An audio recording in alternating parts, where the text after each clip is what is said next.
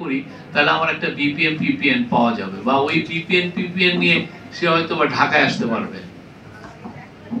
এই যে একটা চক্র, একটা যে ভিসাস একটা দুষ্ট চক্র, এটা তো সব জায়গায় ছিল। এবং আমরা আমাদের যে ছেলে মেয়েরা যারা দাঁড়িয়ে থেকে এই স্বৈরাচারের পতনটা ঘটালো এই এত রক্তের বিনিময়ে, তাদেরকে তো স্যালুট করা উচিত। এরকম একটা মহৎ আন্দোলন আপনি পুরো সাউথ এশিয়ায় দেখেন তো একটা পাঠাতে না।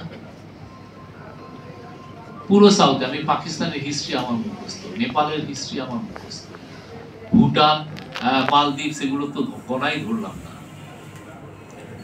এরকম তো ইতিহাস, মানে সিভিল প্রোটেস্ট আপনি ইন্ডিয়াতেও না। ইন্ডিয়াতে অনেক রায়ট আছে।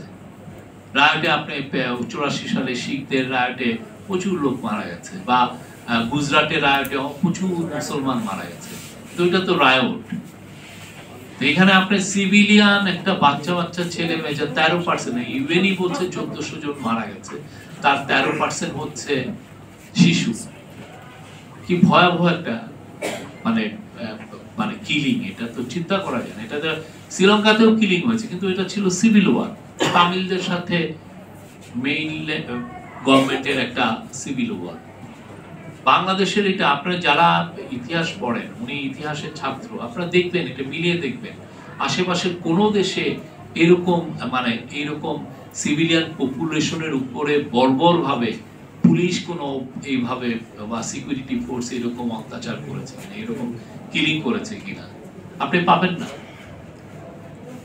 সাউথ এশিয়ায় নাই, বার্মাতে পেতে পারেন, বাট সাউথ এশিয়ায় এইটা একটা ইউনিক ঘটনা। তা আমাদের অ্যাকচুয়ালি সবগুলো এই যে আমাদের যেগুলো কিলিং হলো, যেগুলো যারা আহত হলেন, আপনি দেখেন 400-500 ছেলে, তারা আইসাইট হারিয়েছে, সারা জীবন তারা চোখে দেখবে না।